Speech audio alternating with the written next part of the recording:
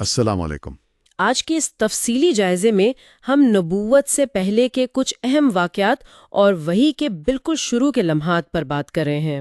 وعلیکم السلام۔ جی، اور یہ واقعات جیسے کعبہ کی تعمیر نو ہے یا زید بن حارثہ رضی اللہ تعالیٰ عنہ کا قصہ اور پھر پہلی وحی کا نزول، ان سب میں بڑی گہری باتیں پوشیدہ ہیں۔ بالکل، تو آئیے کعبہ کی تعمیر نو سے ہی شروع کرتے ہیں۔ یہ تب کی بات ہے جب نبی اکرم صلی اللہ علیہ وسلم کی عمر مبارک 35 سال تھی۔ اس میں کیا خاص اشارے نظر آتے ہیں؟ کئی اشارے ہیں۔ ایک تو دیکھیے، کعبہ پرانا ہو گیا تھا، بوسیدہ، تو اس کی ازسر نو تعمیر، یہ ایک طرح سے دین ابراہیمی جو مٹ رہا تھا اس کی آپ صلی اللہ علیہ وسلم کے ہاتھوں تجدید کی علامت تھی۔ اچھا۔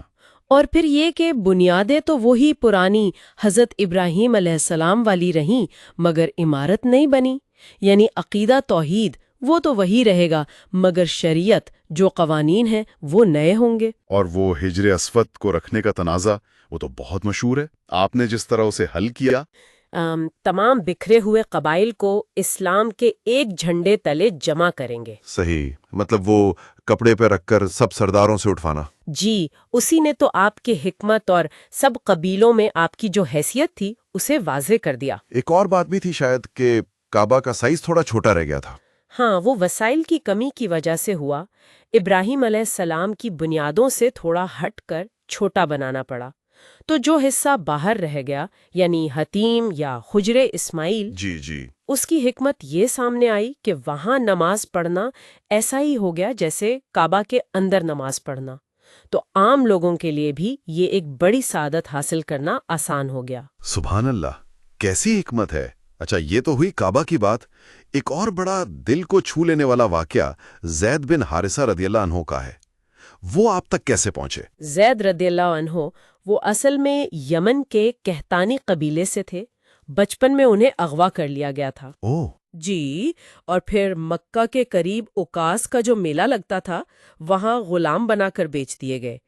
انہیں حکیم بن حزام نے خریدا اپنی پھپھی حضرت خدیجہ رضی اللہ عنہا کے لیے۔ اچھا۔ اور پھر جب حضرت خدیجہ رضی اللہ عنہا کی شادی نبی اکرم صلی اللہ علیہ وسلم سے ہوئی تو انہوں نے زید کو آپ کو تحفے میں دے دیا۔ پھر ان کے گھر والے انہیں لینے بھی آئے تھے، ہے نا؟ جی بالکل، کافی سالوں بعد ان کے والد اور چچا انہیں ڈھونڈتے ہوئے مکہ پہنچے، آپ صلی اللہ علیہ وسلم تک آئے۔ آپ نے کمال شفقت کا مظاہرہ کیا، فیصلہ خود نہیں کیا، زید پر چھوڑ دیا۔ اور زید جو اب جوان ہو چکے تھے، انہوں نے کیا کہا؟ انہوں نے فوراً کہا، میں آپ پر کسی کو کیسے ترجیح دوں؟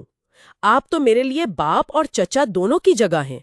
یہ نبی اکرم صلی اللہ علیہ وسلم کی محبت اور شفقت کا اثر تھا۔ کمال ہے، یہ تو غیر معمولی بات ہے۔ بالکل، اور اس پر آپ صلی اللہ علیہ وسلم اتنے خوش ہوئے کہ فوراً وہیں سب کے سامنے زید کو آزاد کیا اور اپنا بیٹا بنانے کا اعلان کر دیا۔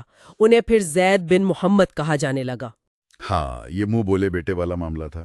جی، جو بعد میں پھر سورۃ الاحزاب کی آیت نازل ہوئی تو یہ رسم ختم ہوئی اور حکم آیا کہ انہیں ان کے والد کے نام سے پکارا جائے، تو وہ واپس زید بن حارثہ کہلائے۔ اور یہ بھی ایک منفرد بات ہے کہ وہ واحد صحابی ہیں جن کا نام قرآن میں آیا ہے۔ سبحان اللہ۔ اچھا، اب وحی کے آغاز کی طرف آتے ہیں۔ نبوت ملنے سے کچھ پہلے آپ صلی اللہ علیہ وسلم نے غار حرا میں تنہائی اختیار کر لی تھی، عبادت کرتے تھے۔ یہ کیا پس منظر تھا؟ یہ ایک طرح کی روحانی تیاری تھی۔ آپ صلی اللہ علیہ وسلم کو آنے والے عظیم کام کے لیے تیار کیا جا رہا تھا۔ آپ کو سچے خواب نظر آنے لگے تھے جو بالکل صبح کی روشنی کی طرح سچ ثابت ہوتے۔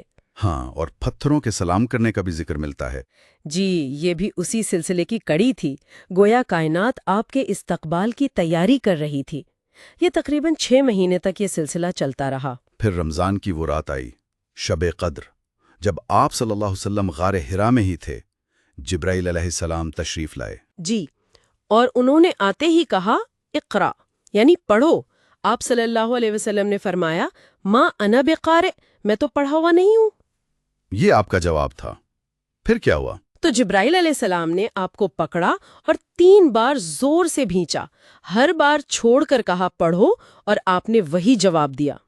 یہ بھینچنا شاید اس وحی کے بوجھ اور اس کی ذمہ داری کی شدت کا احساس دلانا تھا۔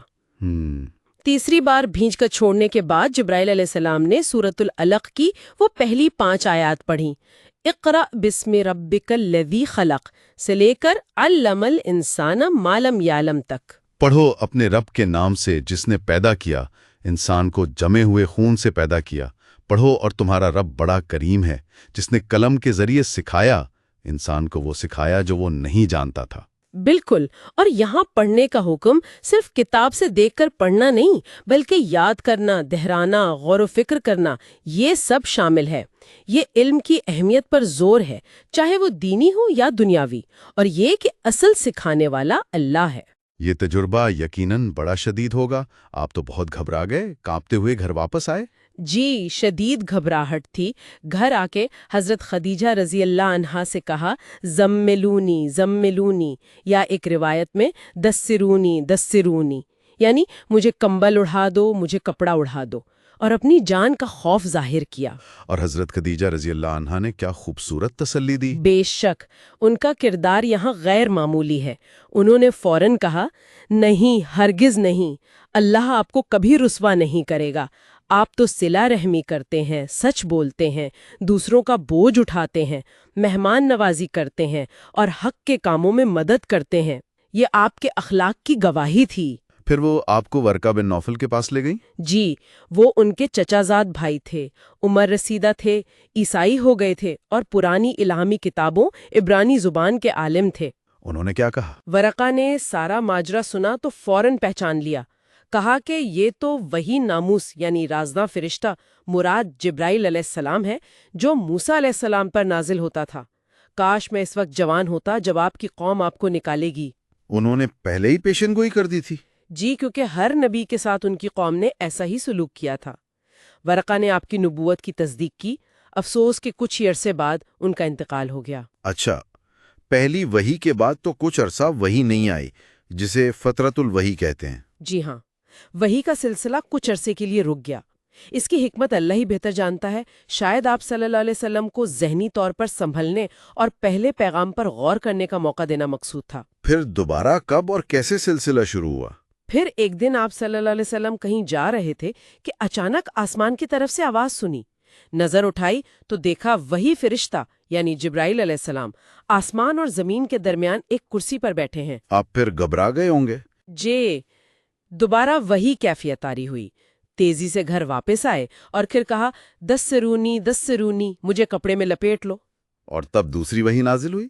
बिल्कुल इसी हालत में सूरत अल मुद्दस्सिर की इब्तिदाई आयात नाजिल हुईं।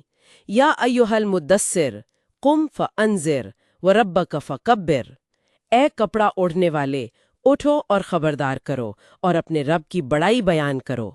तो गोया इकरा से नबूवत का आगाज हुआ। जी, आप नबी बने और कुम फअंज़िर यानी उठो और खबरदार करो से रिसालत का आगाज हुआ, यानी अब पैगाम लोगों तक पहुंचाने की जिम्मेदारी भी सौंप दी गई। आप नबी भी थे और रसूल भी। तो ये थे वो इब्तिदाई अहम तरीन लम्हात और वाक़यात जिन्होंने तारीख का रुख मोड़ दिया, काबा की तामील से लेकर पहली और दूसरी वही तक। बिल्कुल, और ये बात बड़ी गौर तलब है कि इस अजीम इनकलाब का, इस आलमगीर पैगाम का आगाज किस लफ्ज़ से हुआ? इक़रा, पढ़ो। एक ऐसी कौम जिसे लिखने पढ़ने से इल्म से ज्यादा ताल्लुक नहीं था, उसे पहला हुक्म ही इल्म हासिल करने का मिला। सही कहा। ये सोचने का मकाम है कि आज हमारे लिए इस पहले सबक, इल्म और अमल के इस ताल्लुक की क्या अहमियत बाकी है। यकीनन ये नुक्ता आज भी हमें अपनी जिम्मेदारियों की तरफ मुतवज्जे करता है।